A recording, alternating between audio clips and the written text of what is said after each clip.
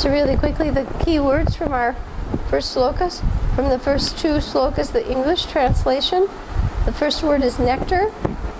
Oh, I'm sorry, yeah, nectar. So we say, do we say nectar? We say nectar, and then we say fruit, and then we say jewels, and then after it's been a while, we say the sun, right? The sun, and vision, and life breath, and here he comes. Da-da-da! I mean, there she is, yeah. We knew Neela just walked in, right? It's just trumpet sounding there. Hi, Bo Neela. Okay. And after that, life breath. Sun. He's the sun. He's the sun which has arisen to dispel the darkness of Kali. And then he is Krishna, who's kindly returned. Okay. All right. So we'll do the key words for the next part. Oh, let's repeat it then, okay? O Srimad Bhagavatam. O nectar churned from the ocean of all the Vedic scriptures. O most precious transcendental fruit of all the Vedas. O you who are enriched with the jewels of all spiritual philosophical conclusions. O you who grant spiritual vision to all the people of the world. O life breath of the Vaishnava devotees of the Lord. And O Lord, you are the sun which has arisen to dispel the darkness of Kali Yuga. You are Sri Krishna, who has kindly returned to be with us. Right, the Bhagavatam is none different from Lord Krishna. Okay, and the next one, the key words are obeisances, and then reading, and then bliss, and then rain, and love, and Krishna, and served by everyone, and incarnation again of Krishna. Okay. O Srimad Bhagavatam, I offer my respectful obeisances unto you. By reading you, one attains transcendental bliss. For your syllables rain pure love of Krishna upon the reader. You are always to be served by everyone. For you are a most merciful incarnation of Sri Krishna. Now we have many direct comparisons.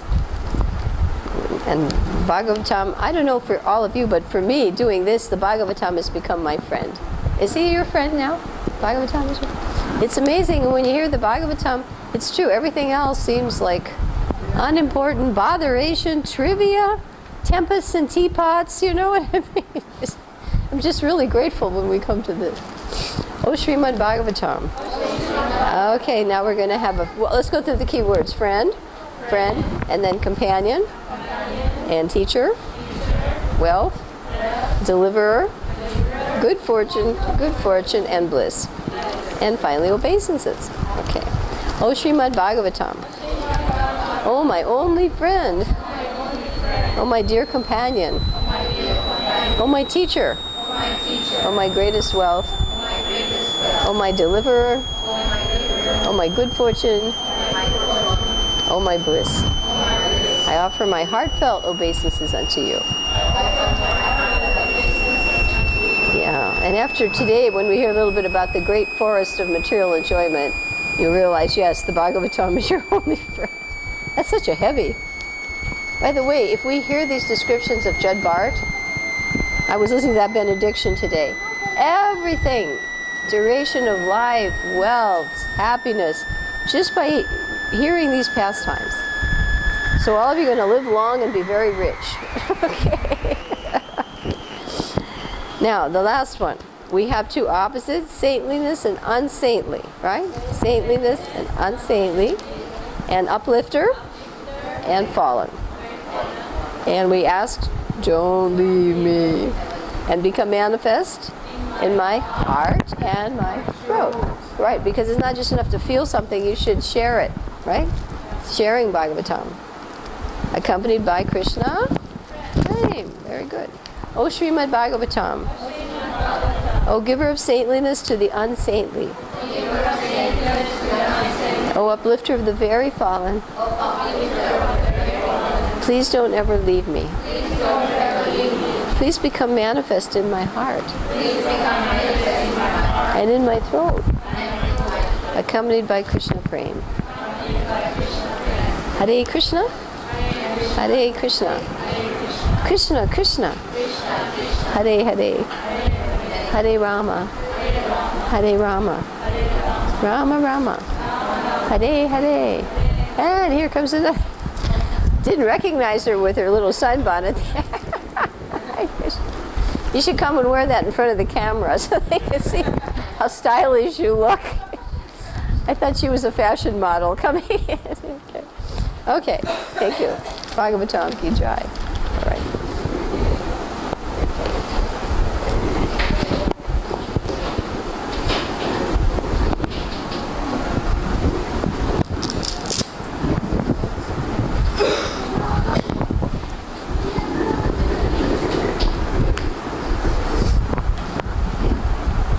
Okay, so at the onset of our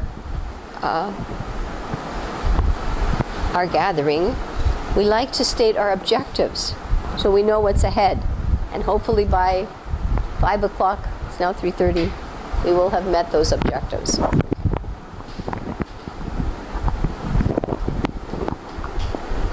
right, so today for the Srimad Bhagavatam, we'll be doing again a quick overview of the canto, which we've done. Always orient ourselves. Always do that.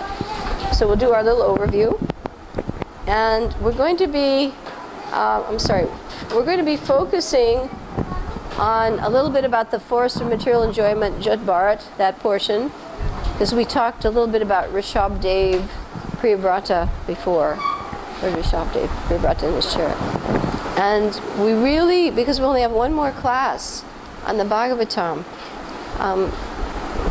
we want to understand the structure of this universe, because it's said in the Bhagavatam, by meditating on even the universe, by meditating even on the form of the Lord as in his form as a universal form, one attain, by fixing your meditation, even then you attain the state of Visuddha Sattva. So we first have to come to goodness. That's why we're studying Bhagavad Gita, the modes. And then from goodness, you springboard up to Visuddha Sattva. And when the meditation on the Lord becomes fixed, unbroken, then you attain the state of pure goodness. And that is the state at which the Lord delivers you from material existence. So we have to attain that. Otherwise, we'll have to keep endeavoring in this material world in more bodies. So again, we want to know what goodness is, come to goodness, and by fixing our mind on the pastimes of the Lord, unbroken meditation, and also even on study of the universe, that you attain the state of Visuddha Sattva. And that, I thought it was nice the way they explained it. They said this is transcendence. And transcendence means that which you cannot see. Even the Lord sees everything. You cannot see Him except by Krishna consciousness. So we're so fortunate, because the world says, I want to see God, prove God to me, right? The only way to see God is by Krishna consciousness. So nice, huh? So one definition of transcendence is that which is beyond our vision. We cannot see it. All right? So our objective today is the overview. Whoops. Doesn't stay on for long. Overview and a little bit of a breakdown, okay? And our in-depth now will be in the form of a video, a little movie, 21-minute movie on a Vedic tour of the universe. And we want to be sure everybody has charts, because this is one thing that somehow or other, 2 years ago when I had this asthma problem, I was staying up all night and I really got into making these charts. So I got to really feel an attraction for understanding this part of the Bhagavatam. The reason for the fifth canto ending with the structure of the universe and the description of the island of Jambudvip on which we live is that at the beginning, the pastimes of Priyavrata explain how it was his chariot that carved the wheels of his chariot, that carved the 7 islands, right, and the 7 oceans. So that is the explanation now of we've heard about him, his chariot, carving the islands, and then we hear about his family dynasties in which Lord Rishabdev appears, and then of course Bharat, who then perfects himself as Jad Bharat. And now we're going back to the description of the island of Jambudvip and the beautiful prayers all the people on these islands chant to the different incarnations of the Lord. There's so much in this fifth canto. And then finally, at the end, the structure of the universe from upper portion to lower. And we'll reserve that for the next time also. I mean, we'll briefly look at it because our charts include that. So let us make sure everyone has charts, first of all, for this part, because this is, some may have been through this last year. I don't know. Some of you may have. Did you get the charts last year on the fifth canto? No. Okay. So everybody, we will make sure you have that.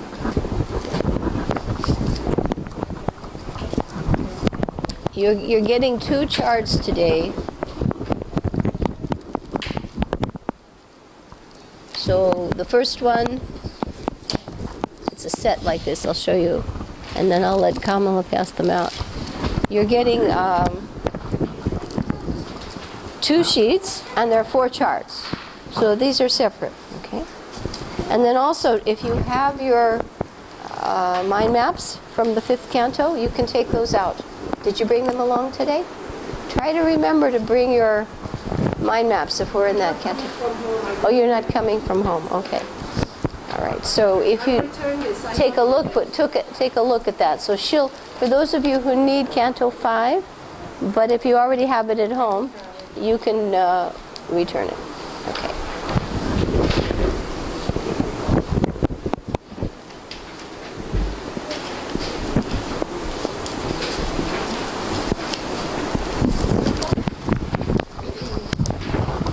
So again, you have black and white, the 2 sides of these charts of the universe in which we reside.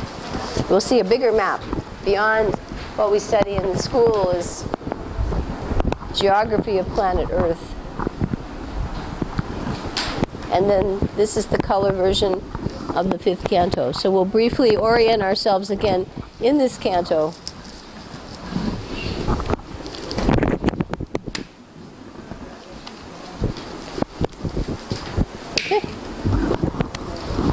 Are we all set?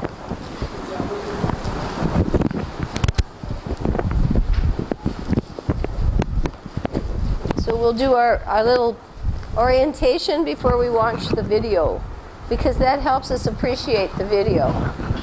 It's just a lot like going on a holiday somewhere. Let's say you've chosen to go to visit the temple in Hawaii.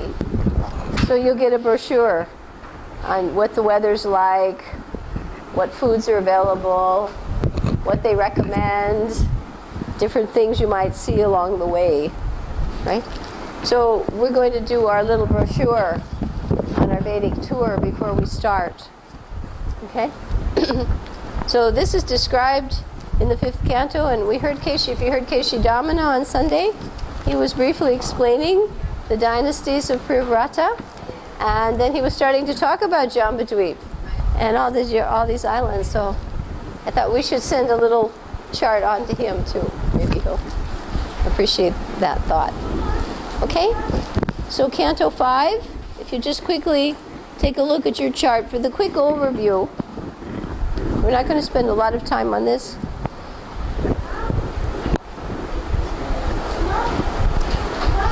All right.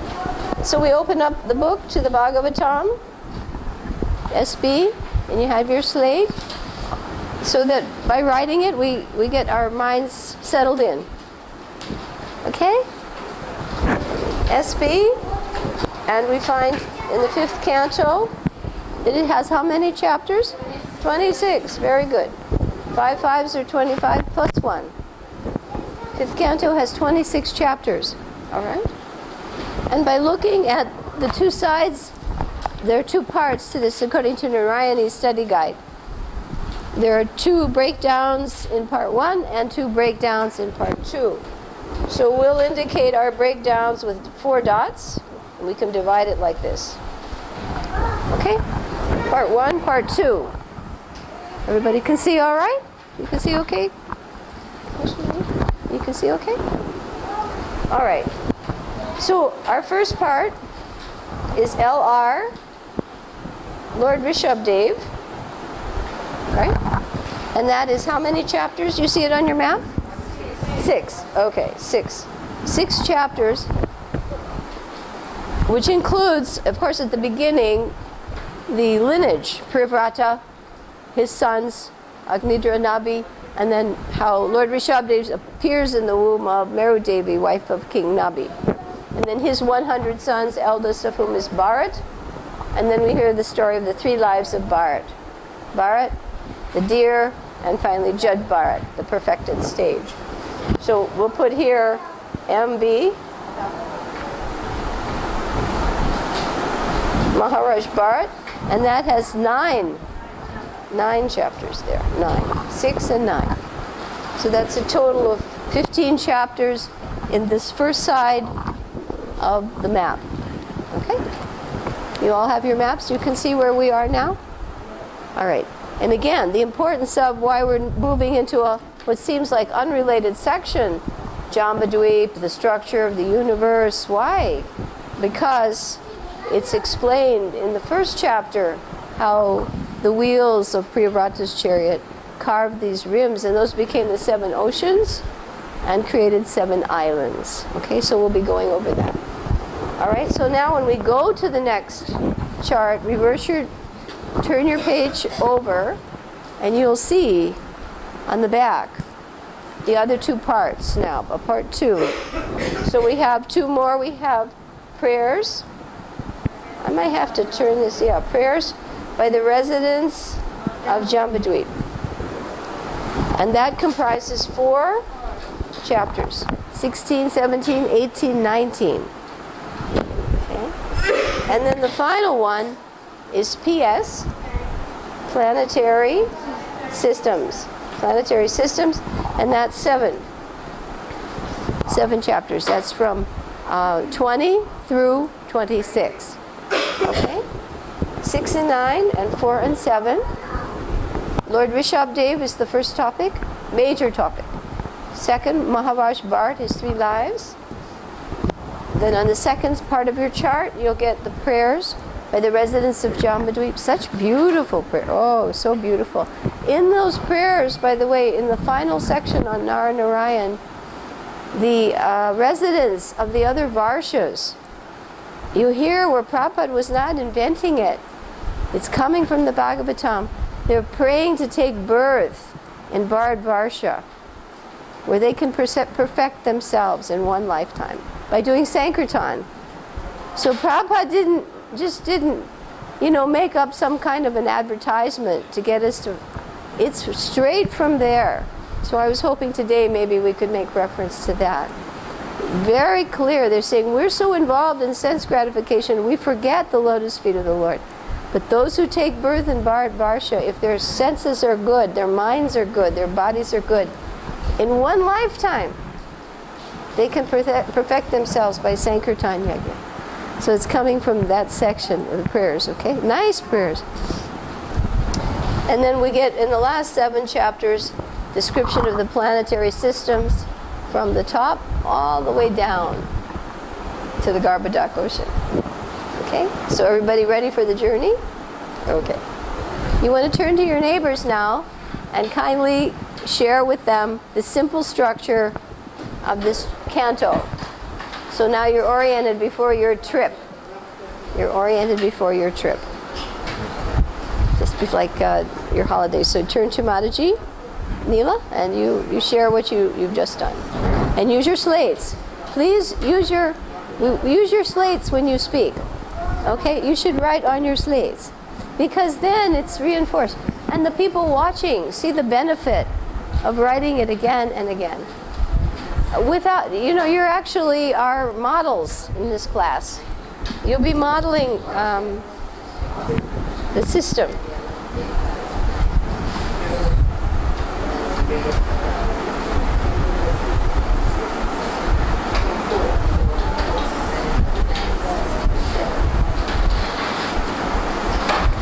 Govinda-kun, you'll be writing it as you say, just the way I do.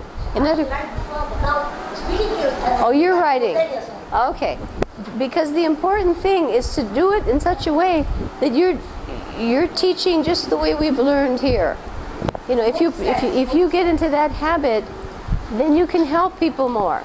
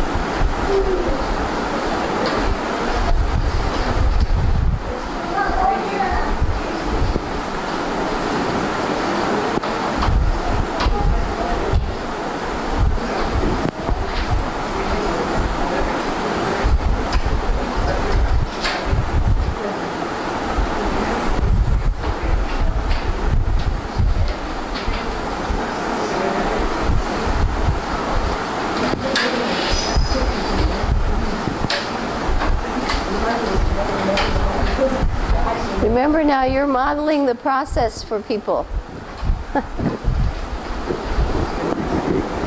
It will help them see the importance, because if you as students, you know, get a little relaxed about input, then your output will also be diminished and people will not take it seriously.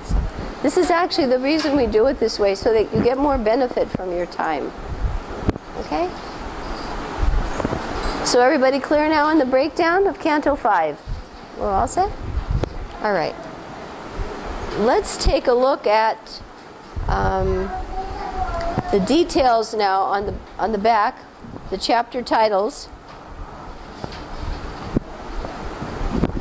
You may refer to your charts.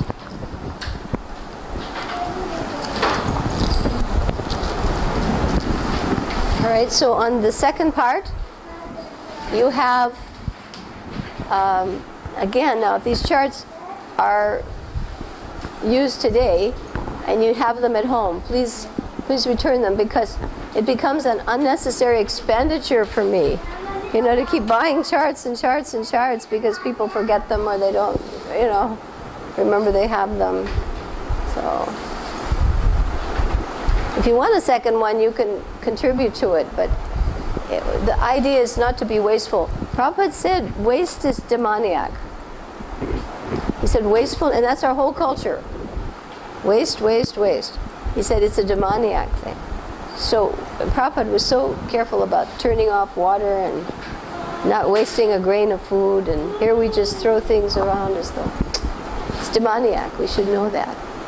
So please help us out, because you'll be pleasing Krishna, not just trying to help us save on resources. Okay? So chapter 16, keyword is Jambudvip, right?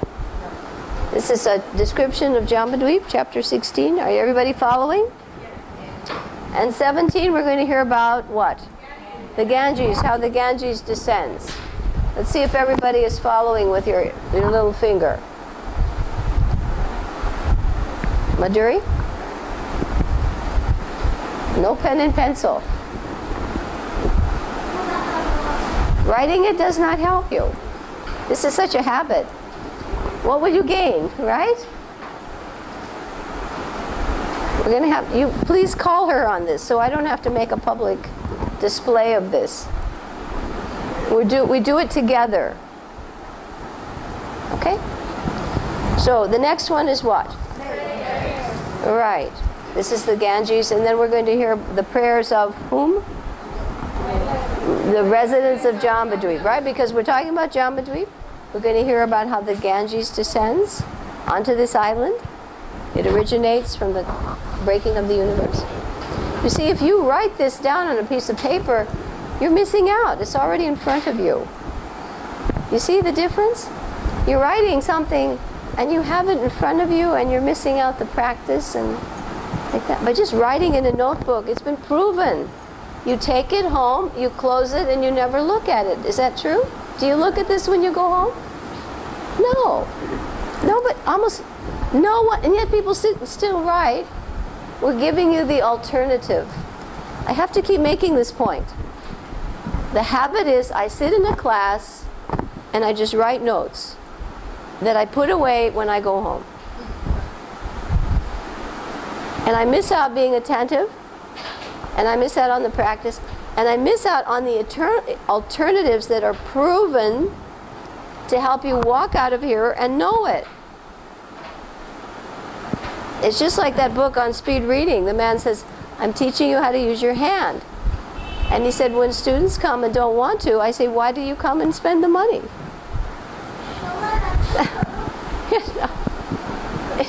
The hand is free.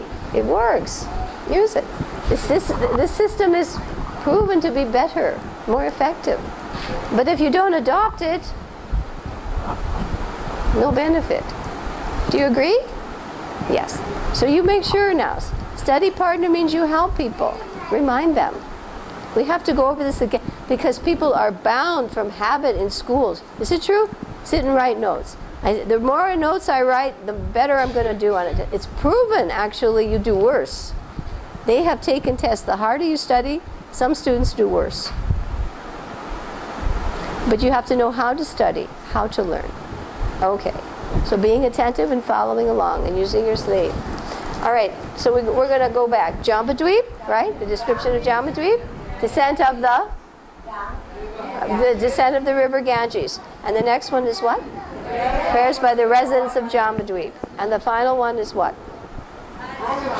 It's a description of the island of Jambudvip, right? And that actually ends up with a conclusion of prayers. Those by the Hanuman, and those by Narada and Narnarayan Rishi. Okay? And it's in that chapter that we hear the glorification of taking birth in Bharat Varsha. So if you want to know where that is, it's in the final chapter of this section. Okay, turn to your neighbor now and tell them what are the 4 chapter titles. Practice, go back and forth. Okay? You should probably stay in one place rather than back and forth. Okay.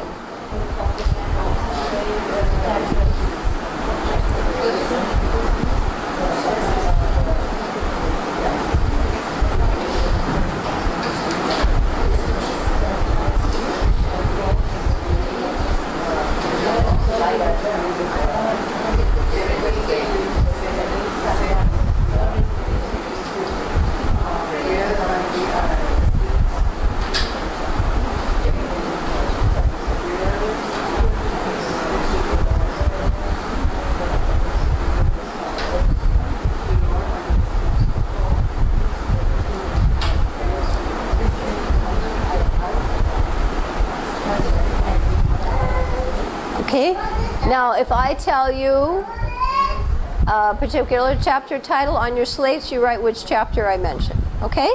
You'll either write 16, 17, 18, or 19. Are you ready for your written test? Because we have to assess. Did you learn it? Okay, this is your test. All right, descent of the river Ganges. Where's that? Don't say, just write it. Write it and hold it up. All right, and check with your partner. Check with your study partner. Hold it up and show your study partner. Which chapter is Descent of the River Ganges? 17. Very good. All right. What about prayers by the residents of Jambudvip? Which chapter is that one?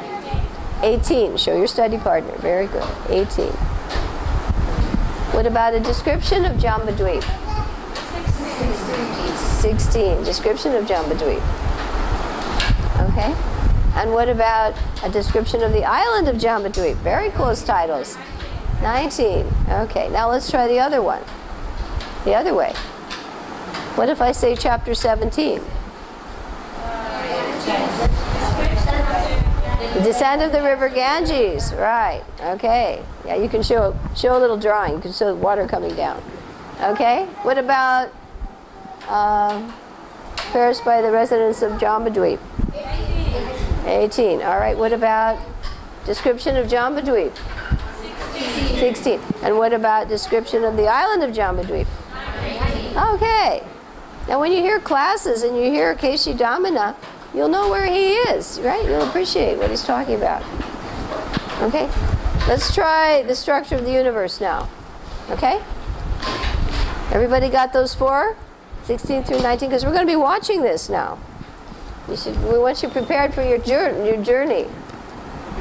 Okay. So now we're going to go into chapter 20. Our keyword is universe. Universe. And the next one, that's 20. 21, the keyword. Just do the keywords first. Sun. Sun. And now we're going to do 22. And the keyword is what? Planets. So let's go back. Universe. Then the sun. And then the planets. Because you're going to know these. Why not? Anything wrong with knowing this? No, you'll feel happy. Wow, I know the chapter titles. You'll feel good about yourself. But you have to follow the process. If you come back with the old traditional one, which doesn't work, all the books say it doesn't work, you'll leave and you'll say, oh, that was a nice afternoon. Air-conditioned room in a chair. It's not the idea. You gotta walk out of here with some gain, you know. Okay, so the first one was what? Universe? Sun? And the planets. Good. See? It's working. You're coming to life. We're trying to resuscitate you. It's okay, we won't say any more. Okay. The next one is a wonderful word, Shishumar. What is it? Shishumara, right? That's a big dolphin in the sky. Did you know there's a big dolphin in the sky? Yay! Not only earrings or something like that. Okay, so let's go back. Universe, sun, planets, and Shishumar. Shishumar, and that's number what? 23. Shishumar is 23. Okay, now we have another S word. We have 3 S words, sun, and we have Shishumar. Now we have subterranean. Right. Sun, Shishumar, subterranean. Always use alliteration to help you remember. Subterranean, right? The subterranean heavenly planets. How can the heavenly planets be down there? We'll find out. And what chapter is that? 24. Oh, we're coming near the end. Okay, you have to know this before we go on. You want to know where you are. I want you to leave today and you feel just so satisfied that you have gained some knowledge. Okay, subterranean heavenly planets in 24. And guess what we see in there? Little Vamanadeva. What's he doing down there? Does anybody know why Vamanadeva's down there? You want to find out? Healing the planets of Well, you'll find out. No. Curious, I hope. Why is Vamanadeva down there? Okay. Now, the next one is Ananta. And that's 25. Ananta. By the way, I heard Kushamadaji say yesterday on the radio, so they were glorifying Indradumna Swami. How many of you heard that? Yeah, he's there. She said when he was in the Amazon, he saw a 5-headed snake. Yeah. And this is the thing, people don't believe in the Shastras. They don't believe there are many-hooded snakes. No, that's a myth. He actually saw a 5-headed snake in the Amazon. So this is not concocted. If he saw one on this planet, for sure there must be other, you know. You heard it, did you hear her say that? Yeah. I thought that was probably the best commentation. I was really excited about that. I couldn't wait to share. Okay, I wish you got a picture of it. That would have been really great. Okay, and the last one is, what's the word? Hellish. Whoa. This is where you go when you don't care about the Shastra. You may think you're God, you may think it doesn't matter what you do, but punishment awaits you. The hellish planets. What's chapter that? That one, you read that one and you'll be terrified. So the first one was what? What number? 20. And what's 21? The eye of Krishna. And what's 22? The planets. And what's 23? Shishimar, the big dolphin. And what's 24? Subterranean. Think of little Vamanadeva with his umbrella down there. So he's actually what he is. He's the doorkeeper for Bali. He's the doorkeeper for Bali Maharaj. That was the reciprocation he gave for Bali being so faithful to his promise. He won the favor of the Lord. Can you imagine Krishna's your doorkeeper? That's pretty far out. Okay, and what's the next one? The glories of Ananta. Where's that? 25. And what's the last one? Yes, right. Description of the hellish planets. That chapter is too much. That chapter's too much. Okay? Tell your neighbor now, quickly, the topics. Okay?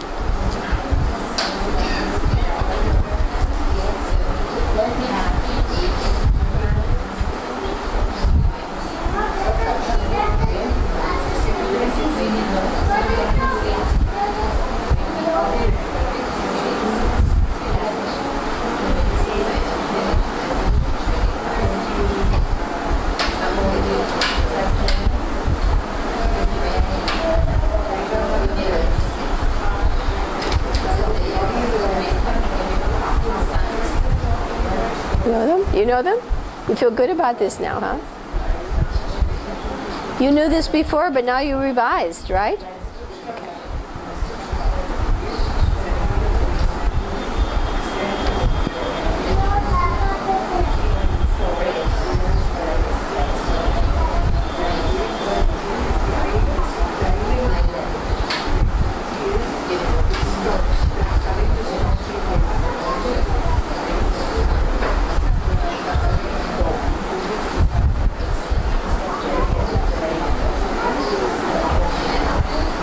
Feel better now, huh? Does it feel good to know something? You don't need to give kids candy to learn something. I thought that was sort of almost minimizing teaching and learning. Learning is fun, isn't it? Feel happy, especially when it's about Krishna. Okay? All right, ready for your quiz? I'm going to tell you a chapter title and you have to write the number. You ready? Okay. The subterranean heavenly planets. Don't say, write it on your slate. The subterranean heavenly planets. Very good. 24. Subterranean heavenly planets. All right, what about studying the structure of the universe? Where's that? 20. Hold it up. 20. Yes. Good. You got to reference this quickly. What about the glories of Anantadev, Sri Ananta? 25. Okay, very good. What about the movements of the sun? 21, yeah. Are you writing this? Yeah, right. Okay. How about the Shishimar planetary system? 23. Yeah, don't call it out because some of these people will have to take it. All right, 23. How about the description of the hellish planets? Where's that? 26. Okay. What about the orbits of the planets? 22. Yeah, the orbits of the planets. All right. And did we get them all here? The movements of the sun.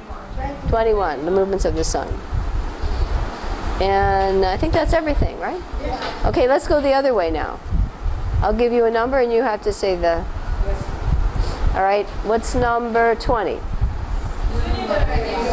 Studying the structure of the universe. Studying the structure of the universe. Okay, what's 26? Hellish planets. What's 22?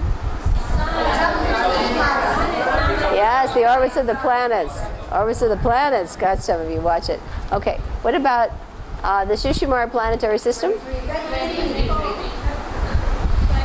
I heard 23. 23. What about, did I say the movements of the sun? Movements of the sun. 21. Oh, good. What about the subterranean heavenly planets? 24. Okay. And oh, I'm doing. Did I? Oh, I'm giving the name. I'm sorry. Okay, let's go back. What's number 23 again? Shishimar planetary system. And what's 25?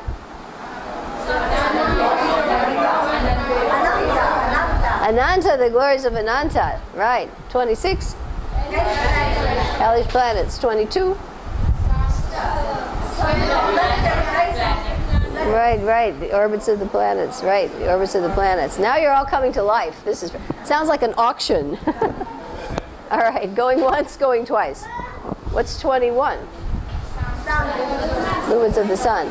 And what's 24? Subterranean heavenly planets. Very good. I think we're doing good, bidders. Okay, you all got it now? Yes. Oh, fantastic. You're having fun with the universe, right? Okay, I think that's good on that. You got the picture now? Yes. All right, let's take a quick look at our charts. So this movie will really make sense to you.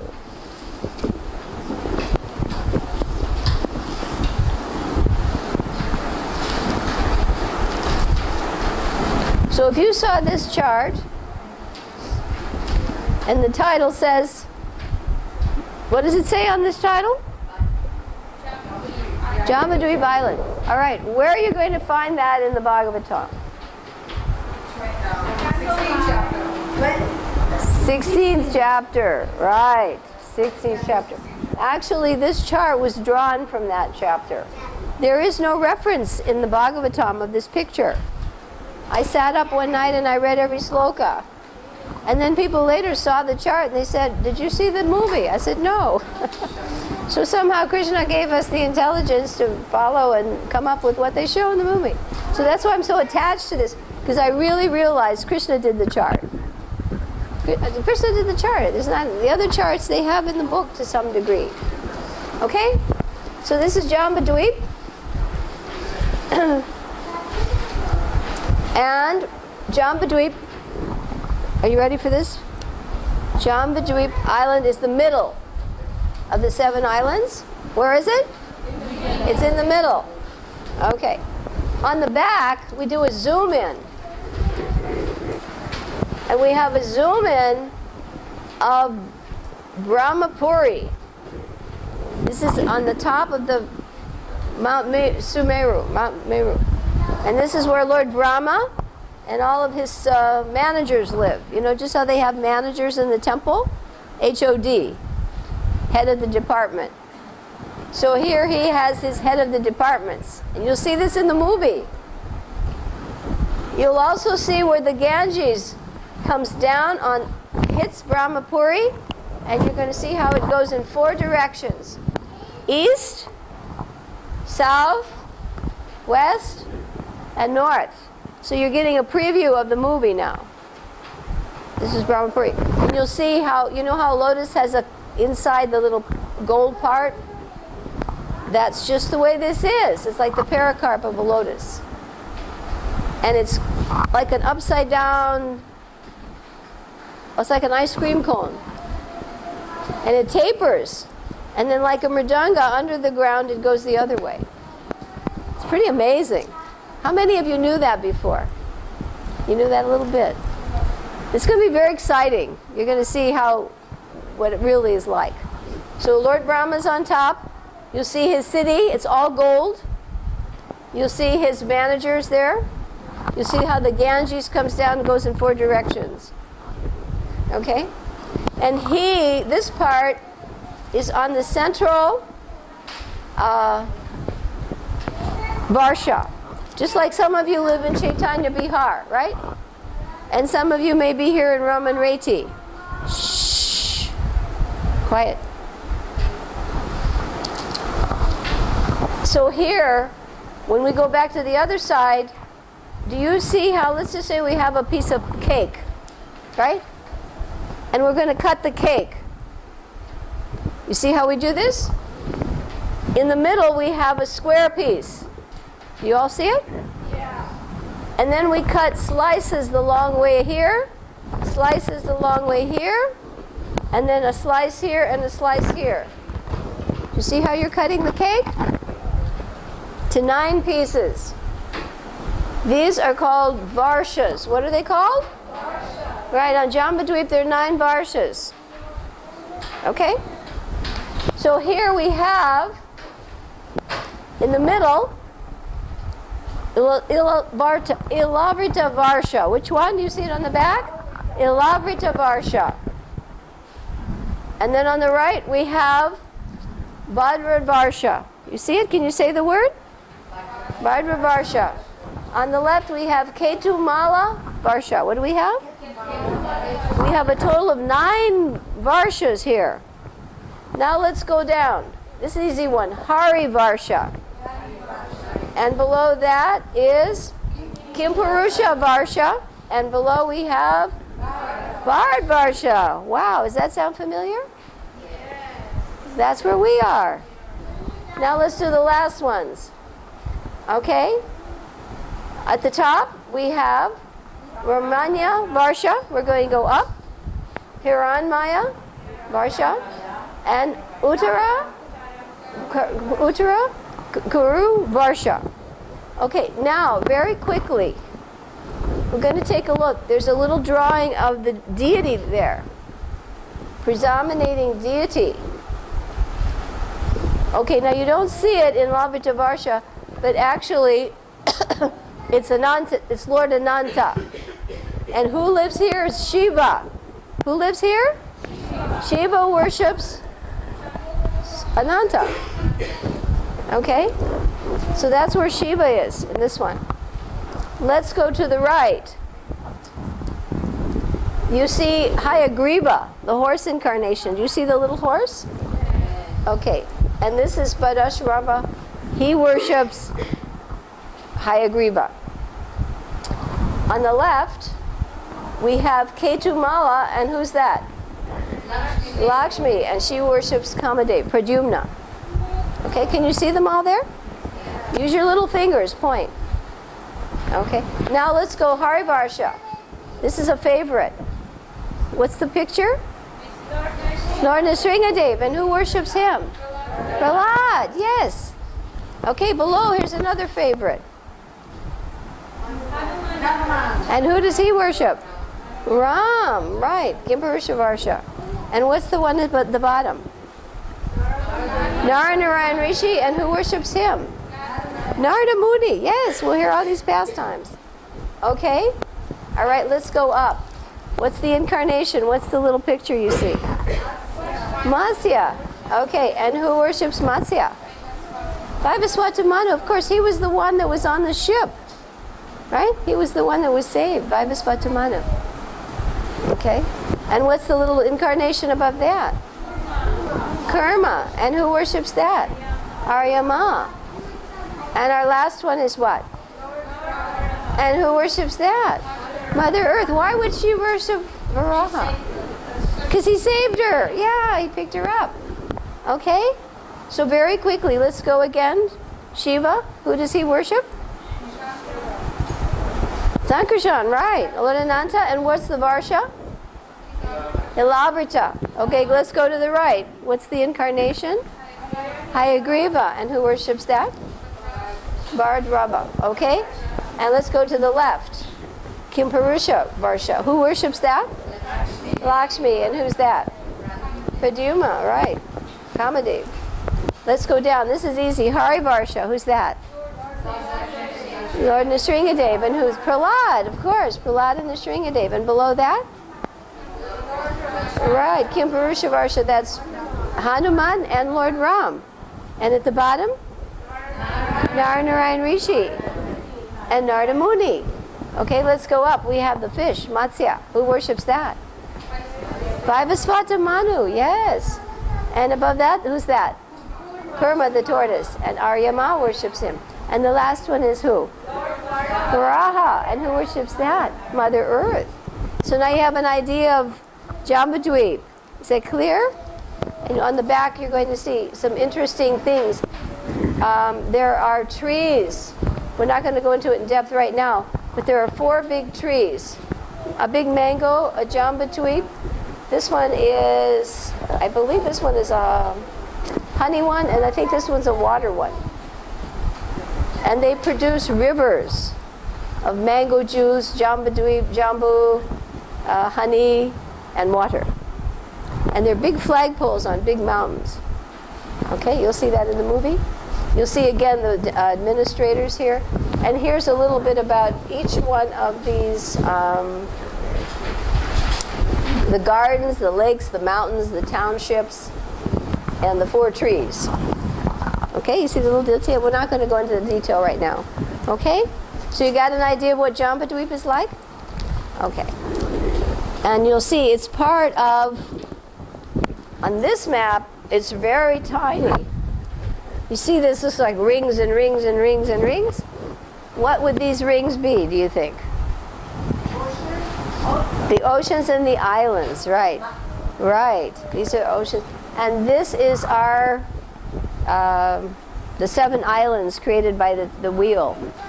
Okay? All right, in the center is Jambudvip. It's so tiny you can't see it. Okay? And we have the different dvipas here. Each one, the ocean and the island are the same size, and they get bigger and bigger and bigger. This map can no way show the proportion. You'd have to have a drawing that would go for miles and miles. Okay? Now, a good way to remember these names, we have Jambudvip in the middle. What's in the middle? Jambudvip. And we have P at the beginning and P at the end. You see it?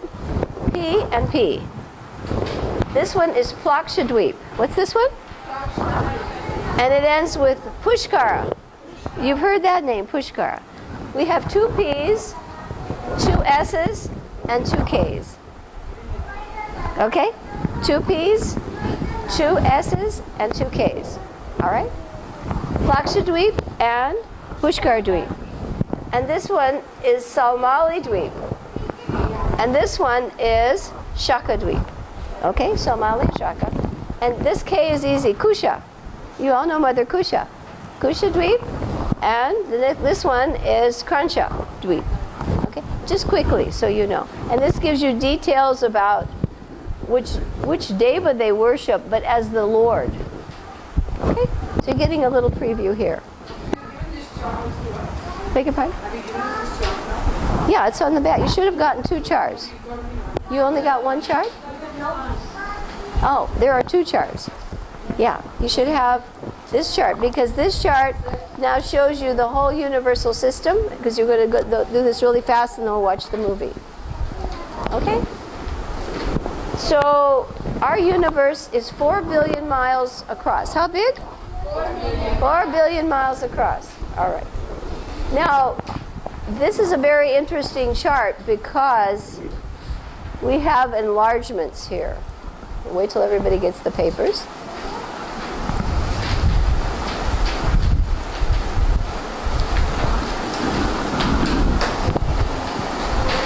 This top, you see S up here? Everybody point with your little finger. S. This is where Brahma is. You can call it Brahmaloka or Satyaloka. This is the top of the universe, and all the way down to the bottom is the Garbhodak Ocean. Okay?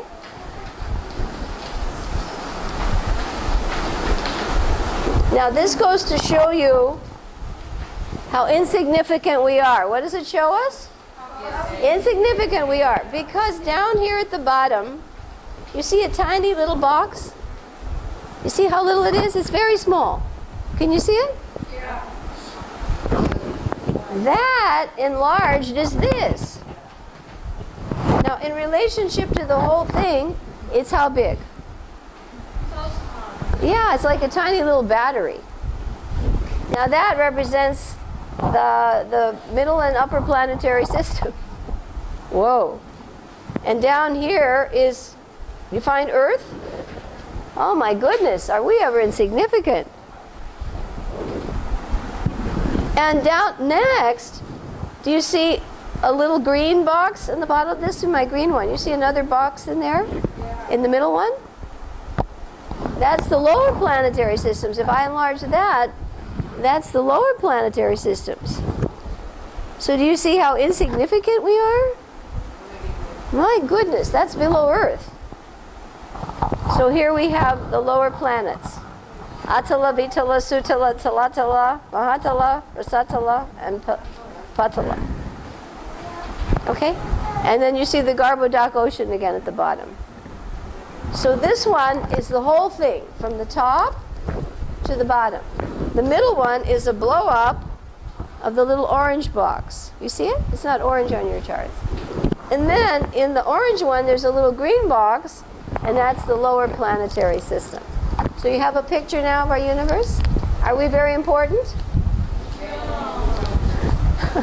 This is a small universe. 4 billion miles. Very small. Brahma has only 4 heads. Okay. So is everybody ready for the trip? You got an idea of where we are now? Okay. So we're going to watch. We're going to have a tour of the universe. So we're going to let those of you who need to come over here and sit so you can see the movie. Okay? Krishna Bhai?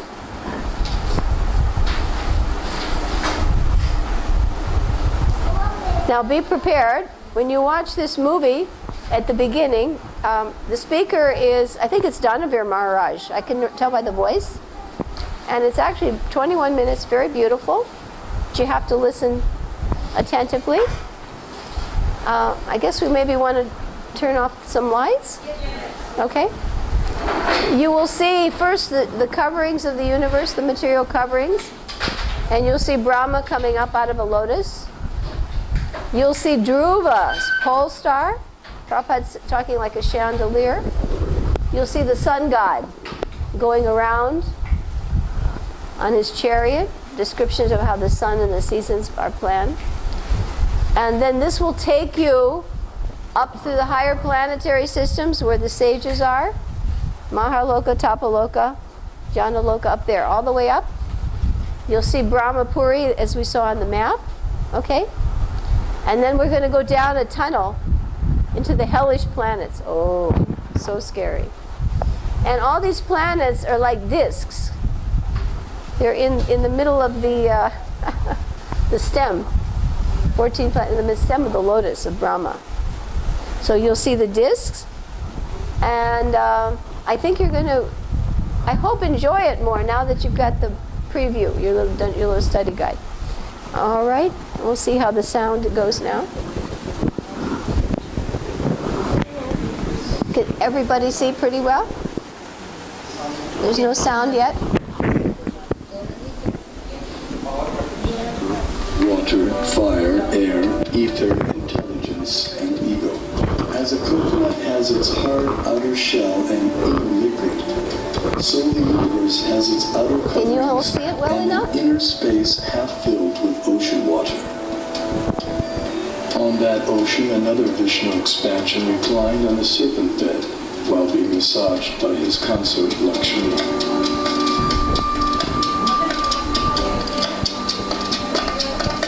No, I'm fine. From his navel arose a lotus on which Brahma was born. Initially, the universe was pitch dark and Brahma engaged in meditation. Then he was empowered to create the universe. This account of creation may appear fantastic to some, but modern scientific theories also require fantastic leaps of faith to explain the origin of the universe. Vedic cosmology explains that the universe is made up of 14 vertically arranged planetary systems, or lokas. Each system resembles a galaxy and comprises stars, planets, and other celestial bodies. The topmost planetary system is Satyaloka, the abode of Brahma, which is at a height of 1.87 billion miles above Earth.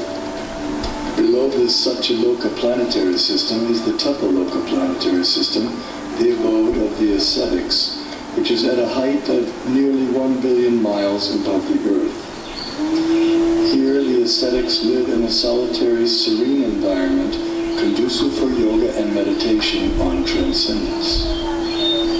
Their disciplined life of joyous austerity prepares them for returning back to the non-material world.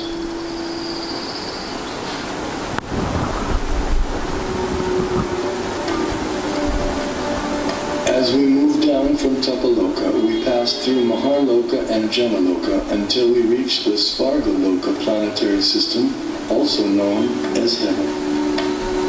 And then from the center of the dome, a chandelier,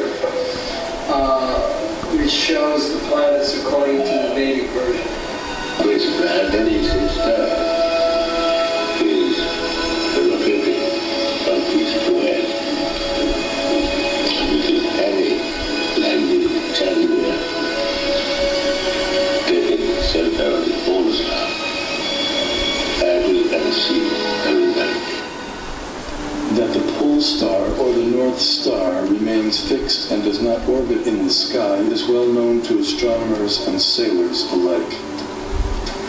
Less known is the fact that the pole star rotates powerfully on its own axis. The ancient Vedic text called Matsya Purana explains, the planets and stars are all attached to the pole star by invisible astral cords of wind called pravaha. The revolution of the pole star causes the orbital motion of other planets and stars. Through meditation, yogic astronomers visualize the planets and stars as different parts of the body of Shishumar, the transcendental dolphin. The pole star, the topmost of the heavenly planets, is like the capital of the middle universe. Here, the third form of Vishnu resides on an ocean of milk. In times of universal disturbances, the demigods headed by Brahma come here to appeal for help. The pole star is also the abode of Dhruva, a pure and exalted devotee of the Lord.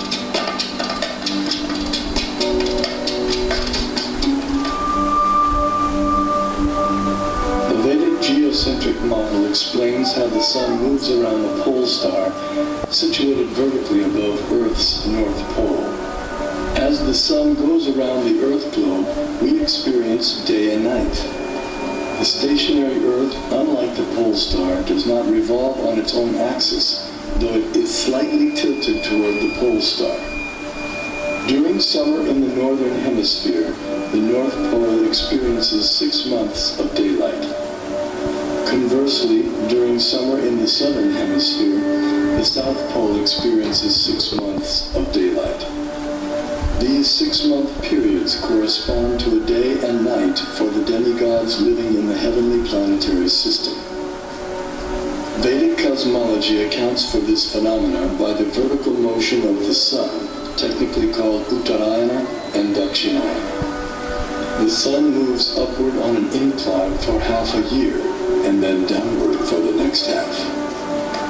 This motion produces 2 effects on Earth, namely the changing of the seasons and the varying durations of day and night. Ordinary vision sees the sun to be a mere globe of fire. However, celestial vision reveals a personality residing over the sun. His name is Vivasvan, and he rides on a golden chariot pulled by 7 divine horses at a speed of 16,000 miles per second. The chariot has 1 wheel which moves on celestial Manasotarananta. The horizontal shaft is linked to the axial hub of the universe, Mount Meru, and the diagonal shaft is linked to the pole star. With each circular path, the wheel gradually moves laterally inward for 6 months and then outward for 6 months. Similar to the chariot's vertical motion, this lateral action fine-tunes seasonal changes on Earth.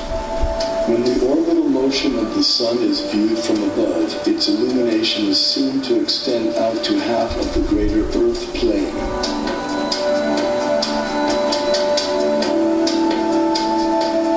During its orbit, the sun passes over the 4 cities situated in the 4 cardinal directions. The city over which the sun is passing experiences noon, and the city in the opposite direction experiences midnight. The 2 other cities experience sunrise and sunset. Although Bhumandala literally means the circle or mandala of the earth, it has little in common with the earth on which we stand. The diameter of Bhumandala is given in the Bhagavatam, and it is about the size of the orbit of Uranus. Bhumandala is divided into a series of geographic features called oceans and islands. These are geometrically perfect rings of cosmic size with no resemblance to irregular earthly continents. In the center of Bhumandala is the circular island of Jambudvip with 9 subdivisions called Varshas. These include Bharatavarsha, which can be understood in one sense as India, and in another as the total area inhabited by ordinary human beings. Jambudvip is centered on the geometrically shaped Sumeru mountain, which represents the world axis and is surmounted by the city of Brahma, the universal creator.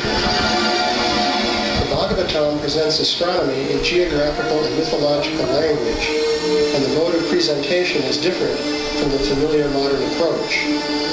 Although the earth disk of Bhumandala may look naively unrealistic, careful study shows that the Bhagavatam uses it to represent at least 4 different reasonable and consistent models.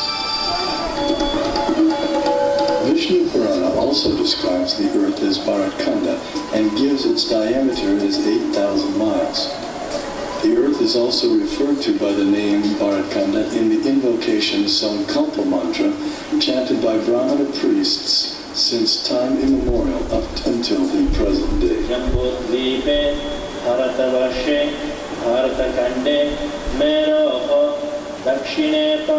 Vedic cosmology gives descriptions of the entire cosmos, including its subtle features.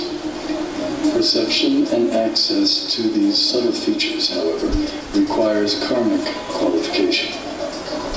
Consequently, much of the cosmos described earlier, as well as parts of the cosmography about to be described, are imperceptible and inaccessible to us earthly inhabitants. Bharatkanda is one of the 9 islands of the larger and originally bow-shaped Bharatvarsha, which was divided by the sons of Sagara.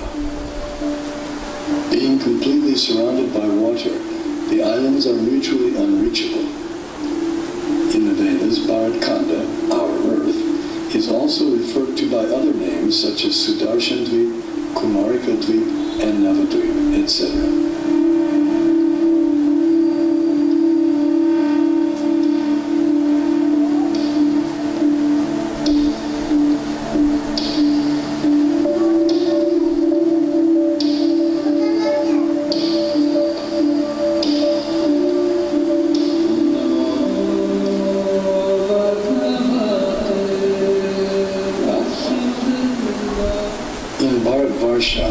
The famous mountains known as the Himalayas are tall and immovable.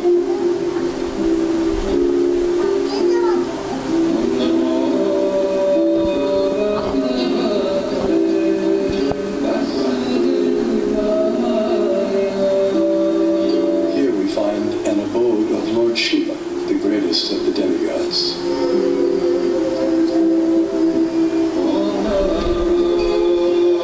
In the center of Jambudvip stands the most extraordinary divine golden mountain called Meru. Meru is shaped like an inverted cone, and it is the sporting place for the demigods. Around Meru are many supporting mountains called Kesara. Jambudvipa is 0.8 million miles in diameter and is surrounded by the saltwater ocean of the same width. On top of Mount Meru is a resort of Brahma called Manovati. The famous celestial river Ganges descends to the center of Manavati and then flows out into 4 directions. Surrounding Manavati in the 8 directions are the resort cities of the chief demigods. One of these cities is Amaravati, the resort of Indra, king of heaven. King Indra lives here in majestic opulence, attended to by musicians, dancers, and reciters. The greater earthly planetary system extends out to the edges of the universe and has a diameter of 4 billion miles. Known as Bhumandala, shaped like a lotus flower, it has 7 concentric islands and oceans with Mount Meru as its pericarp.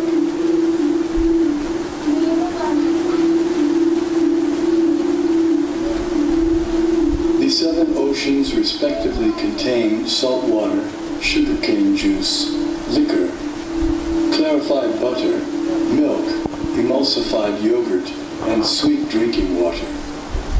Sometimes Vedic cosmology is misconstrued as portraying the Earth to be a flat disk. This flat Earth misconception arises partly due to our inability to understand Vedic nomenclature. A single object may be referred to by several names, and a single name may refer to several objects. For example, the term Earth may be used to describe at least 6 different aspects of cosmology. The Earth we live on is indeed a globe, as explained by the Sanskrit word parimandale, meaning spherical, used in the Mahabharata text. The flat disk refers to the greater earthly planetary system of Bhumandala. 4 elephants of inestimable size are placed at the 4 directions for balancing the greater Earth. Below the earthly planetary system are 7 subterranean realms named Atala, Vitala, Sutala, Talatala, Mahatala, Prasatala, and Patala, which do not receive sunlight and which are inhabited primarily by demoniac living entities. To reach the first one must go 80,000 miles downward through underground tunnels. At successive depths of 80,000 miles are the remaining 6 netherworlds, all of which are fully developed underground civilizations. In the 4th level downward, Talatala Loka, lives the magical architect Mayadhanava, who has designed many brilliantly decorated cities where proud materialists reside. Below the netherworlds are the 28 hellish planetary systems. The demigod of justice, Yamaraj, judges the unrighteous human beings after their deaths and sends them to one of these planets. There, errant souls are administered appropriate punitive measures corresponding to their misdeeds.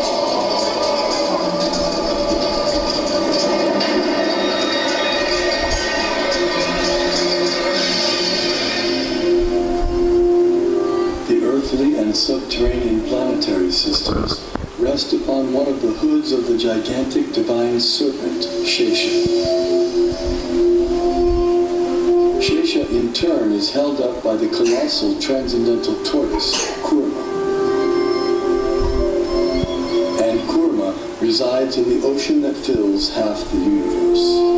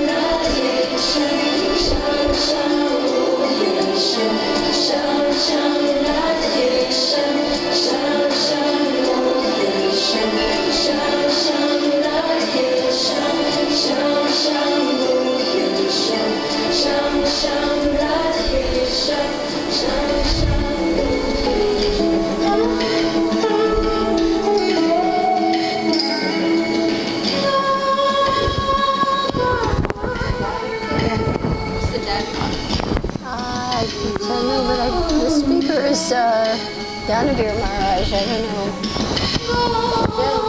Beautiful, yeah, beautiful. Okay. So you had a Vedic tour, and guess where it took us? Where did we finally go? Goloka, right. Yeah. Yes, Goloka. Finally took us to Goloka. We went all through, you know, from the bottom of the universe all the way up through Shivaloka and Vaikuntha and further on to Goloka. Nice tour. Okay. So, did you all appreciate that? Did you like it? Did it help you to understand a little bit with the preview with the charts? You could follow the planetary systems. I don't know. I know I was reading what's on. By the way, in case I didn't explain it on those charts, those lines that look like slices, those are the mountain ranges. And they are the mountain ranges you saw is in the bas-relief. They're in a line. Those mountains are in a line. And you can see in the Himalayas, you know, how that divides this Varsha from the one beyond it, which is where Ram. So it's quite amazing. And then when I saw the video, I thought that was pretty amazing. Yeah, it just describes it. If we listen to, you said you had chapter 26, 16 on the phone. It's there. Okay. What we're going to do now is look at our charts and listen to the description of the 16th chapter. So take your chart, which, yes, that side. And again, it was sort of amazing. I really had the experience that Krishna drew that chart because it's not pictured in the 5th canto. The other charts are shown in small scale. But this chart is described. So listen carefully now and follow your chart. This is chapter 16. What's the title of 16? You remember? Description of Jambudvip. Very good. So now we're going to hear these slokas. And the chart you need now is the one where it's the cake with the 9 varshas. Do you all have it? All right, do you have your small finger? Because if you listen, you will be able to hear. And I honestly, for the first time in my life, completely was convinced, because I started drawing this at 9 o'clock at night, and I finished it at 5 the next morning. And it was at the time of the year when I get the asthma. I couldn't sleep. And I started with a round plate. I drew it, said, oh, this is a circle. And I just went sloka by sloka with no conception of how it looked. And then later, Narayani first saw it, and she said, there's a temple in South India with this drawing on the wall. And I had no idea. I've never seen that picture. And then later, Anuradha saw it, and she said, oh, did you see the movie? She brought in her pen drive, she brought this movie for me to watch. So when you saw the movie, could you see? You could see the mountains. They're like rows. And each of those mountains divides the inhabitants of the Varshas according to their karmic ability. It's very nicely done. So people, they worship a certain, form of the Lord. They reside in that Varsha. So are we ready now with our charts? So now you're going to have to listen really attentively. Okay? Are we ready to play? Chapter what again? 16. Right. Canto 5. Yeah, it's not so important unless you can put... And now chapter 16. Are you ready? A description of Jambudvip. Okay. You don't have a chart yet?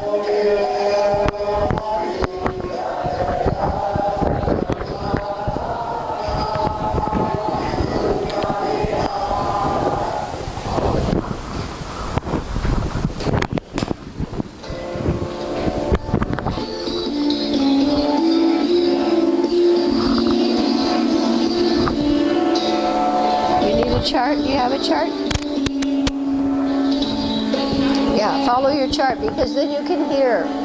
You should follow your charts because you'll get more from the text. Otherwise... King Parikshit said to Shukdev Goswami, O Brahman, you have already informed me that the radius of Bhumandala extends as far as the sun spreads its light and heat, and as far as the moon and all the stars can be seen.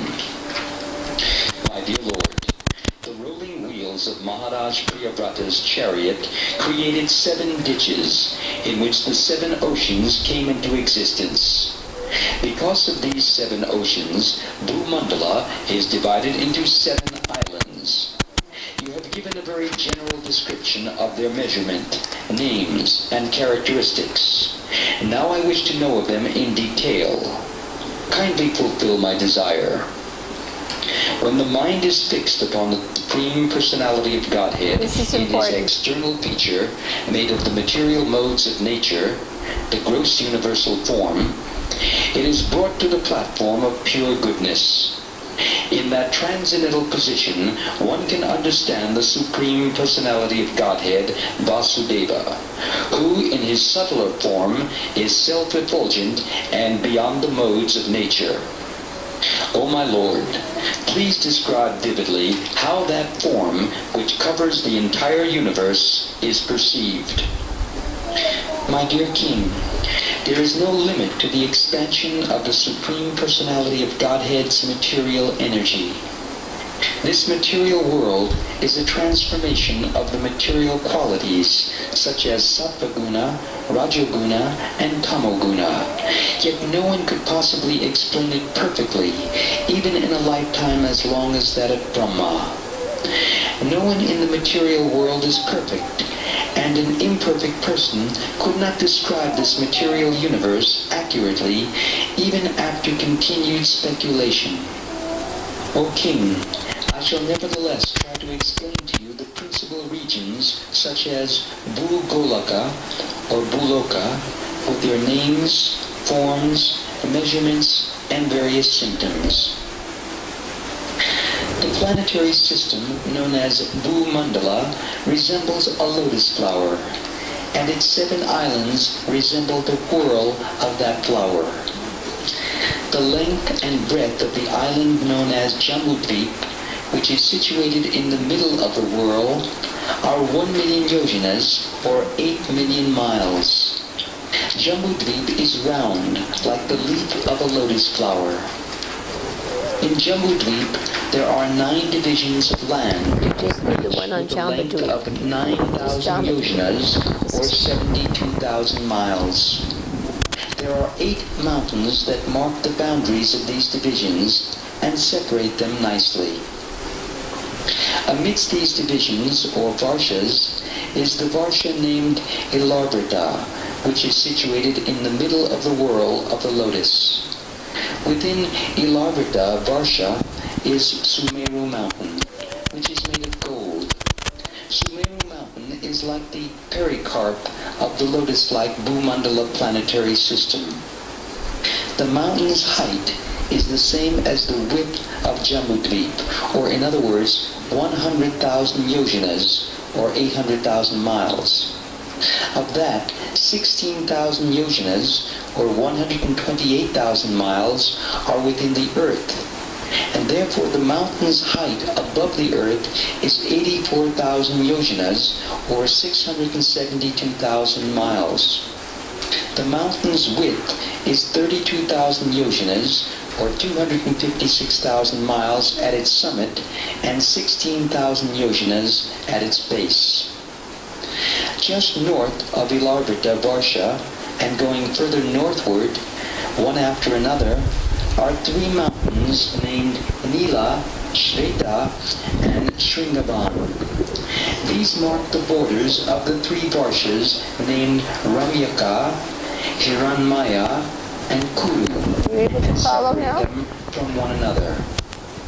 The width of these mountains is 2,000 yojanas, or 16,000 miles. Lengthwise, they extend east and west to the beaches of the ocean of salt water. Going from south to north, the length of each mountain is 1/10 that of the previous mountain, but the height of them all is the same.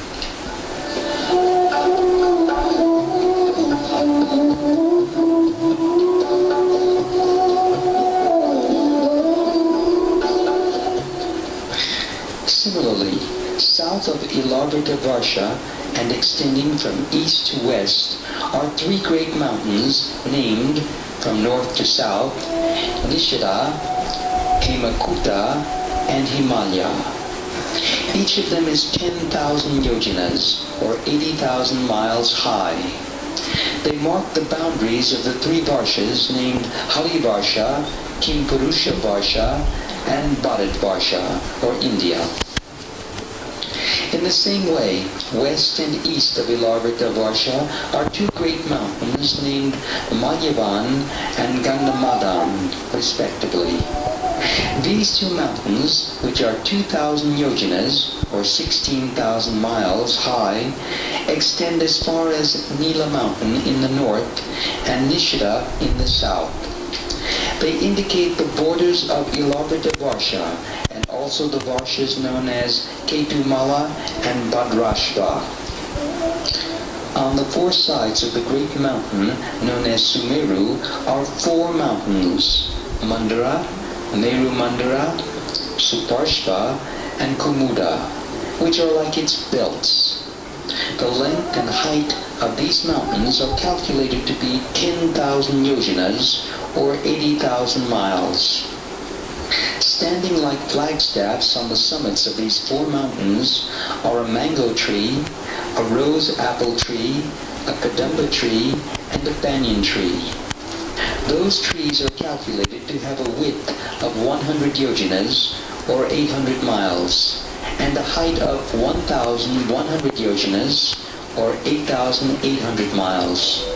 Their branches also spread to a radius of 1,100 yojanas. O Maharaj Parikshit, best of the Bharat dynasty, between these 4 mountains are 4 huge lakes.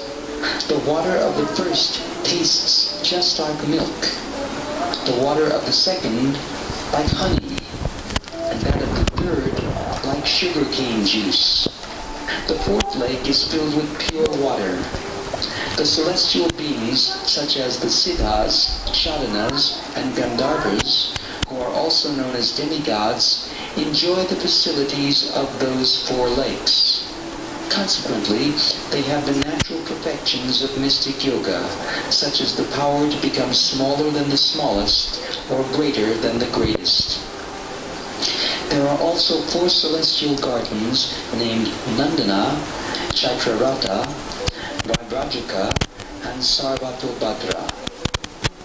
The best of the demigods, along with their wives, who are like ornaments of heavenly beauty, meet together and enjoy within those gardens, while their glories are sung by lesser demigods known as Gandharvas. On the lower slopes of Mandara mountain is a mango tree named Devachuta. It is 1,100 yojanas high. Mangoes as big as mountain peaks and as sweet as nectar fall from the top of this tree to the enjoyment of the denizens of heaven. When all those solid fruits fall from such a height, This is the mango. juice within them Makes rivers. and becomes increasingly more fragrant as it mixes with other scents. That juice cascades from the mountain in waterfalls. This is the mango tree. Called Arunoda, which flows pleasantly through the eastern side of the Ilarvrita. The pious wives of the Yakshas act as personal maidservants to assist Bhavani, the wife of Lord Shiva. Because they drink the water of the river Arunoda, their bodies become fragrant, and as the air carries away that fragrance, it perfumes the entire atmosphere for 80 miles around. Similarly, the fruits of the jambu tree, which are full of pulp, This is the jambu tree at the bottom. seeds, fall from great height and break to pieces. Those fruits are the size of elephants, and the juice gliding from them becomes a river named Jambu Nadi. Our jambus are about this big. 10,000 yojanas from the summit of Merumandara to the southern side of Ilarvrita, and floods the entire land of Ilarvrita with juice. The mud on both banks of the river Jambu Nadi, being moistened by the flowing juice and then dried by the air and the sunshine, produces huge quantities of gold called Jambu Nada. The denizens of heaven use this gold for various kinds of ornaments. Therefore, all the inhabitants of the heavenly planets and their youthful wives are fully decorated with golden helmets, bangles, and belts, and thus they enjoy life.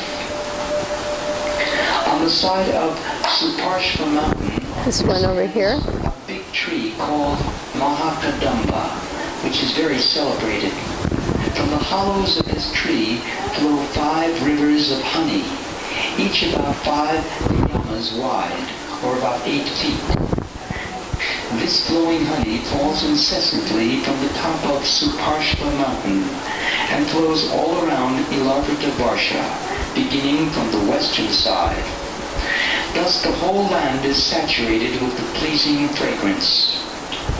The air, carrying the scent from the mouths of those who drink that honey, perfumes the land for 100 yojanas around. Similarly, on Kumuda mountain, there is a great banyan tree. The top you have Kumuda Mountain. Because it has 100 main branches. From those branches come many roots, to which many rivers are flowing. These rivers flow down from the top of the mountain to the northern side of Ilarvrita Varsha for the benefit of those who live there.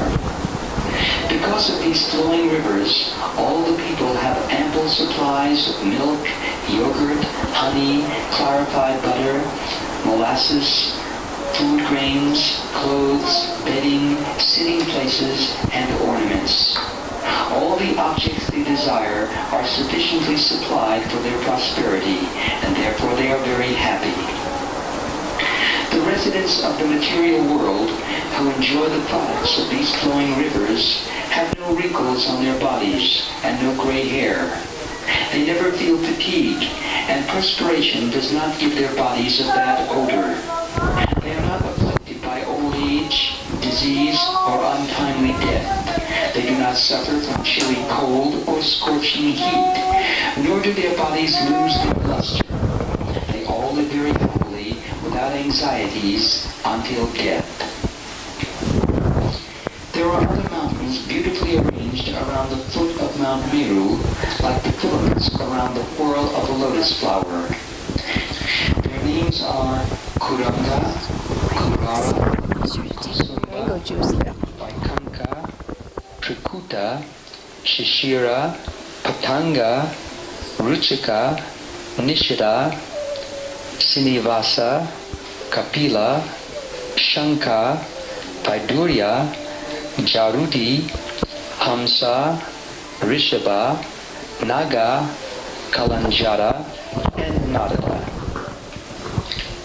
On the eastern side of Sumeru mountain are two mountains named Jatara and Devakuta, which extend to the north and south for 18,000 yojanas, or 144,000 I don't have those miles. pictured here. That's just too detailed. It's not On the western side of pictured Sumeru here. are two mountains named Pavana and Pariyatra, which also extend north and south for the same distance.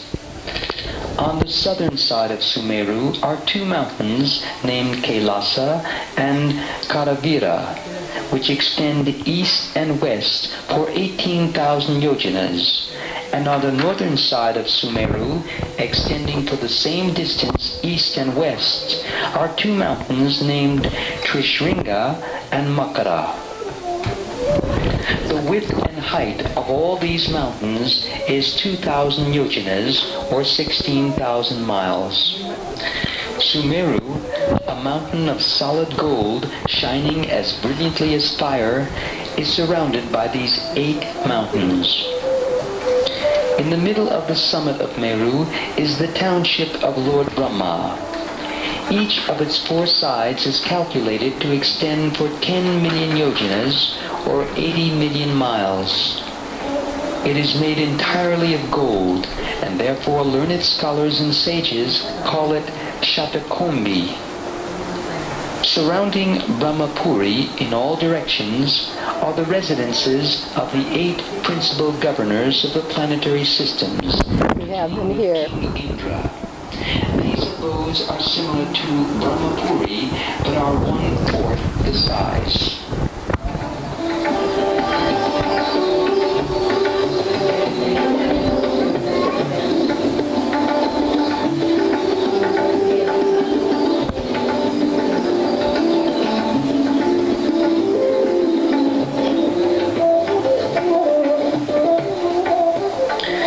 Thus ends the 16th chapter of the 5th canto of the Srimad Bhagavatam. So you sort of have an idea of A description of Jambudvipa. where we are.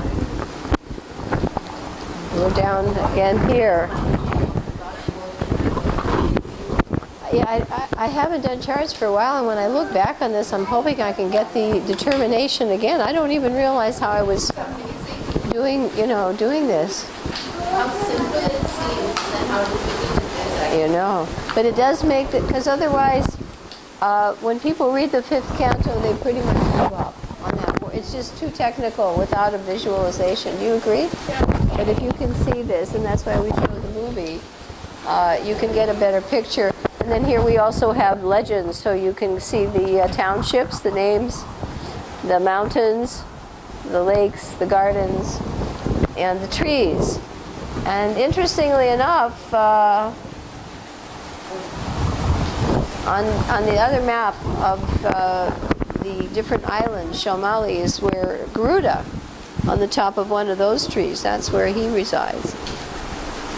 It's really pretty amazing, you're reading the cosmology. So I hope you found the movie helpful, and the charts, and hearing a chapter. I think every once in a while we may hear portions of some chapter at the end, so you can actually hear the description. Okay, so By the way, I did want to let you know some requests we've made of little Krishnadas. When he and his family were about to leave for 2 weeks in Pune, I got him a copy of Waves of Devotion. And as you know, in that book there are very small little charts, very hard to read, very small, and mostly line graphs with fine type.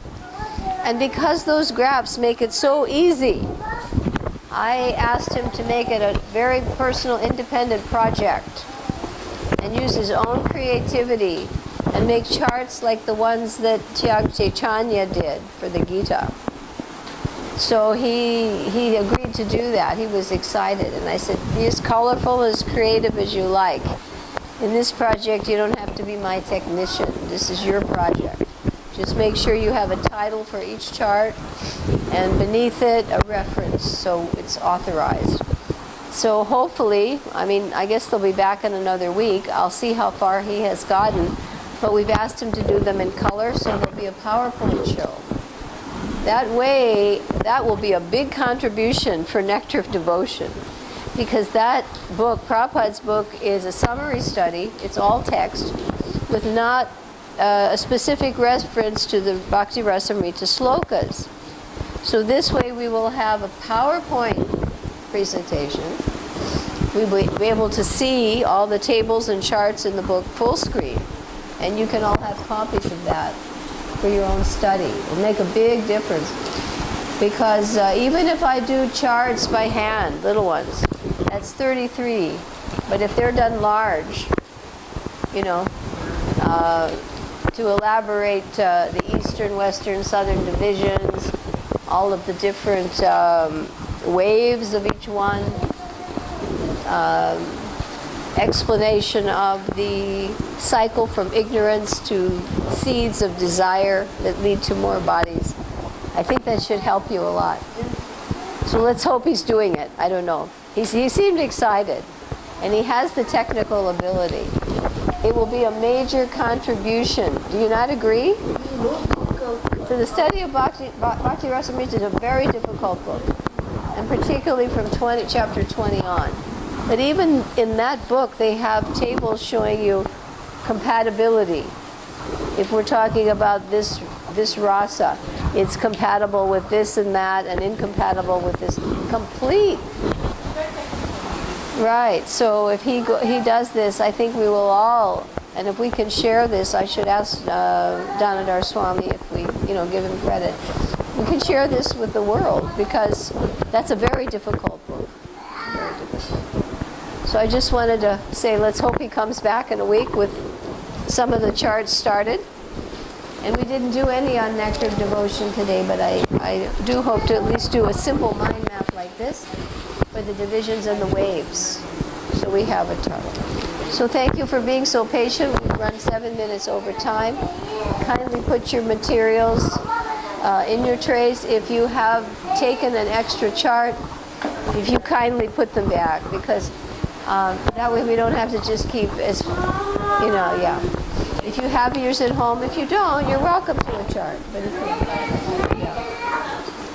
Okay, Vancha Kalpatarubhascha, Kripa Sindhubhyevacha, Patitanam Pavanibho, Vaishnavibhyo Namo Namaha. And I think this idea of hearing a little bit of a canto at the end is nice. Especially next week, I would like us to hear the benedictions at the end of the Jad Bharat section, and perhaps a little bit of the descriptions of the Forest of Enjoyment. Things again that keep reminding us of the precariousness of material existence. So I hope you found today helpful. A little bit different. Right. Okay. So you're now getting your fruit platter. And if you kindly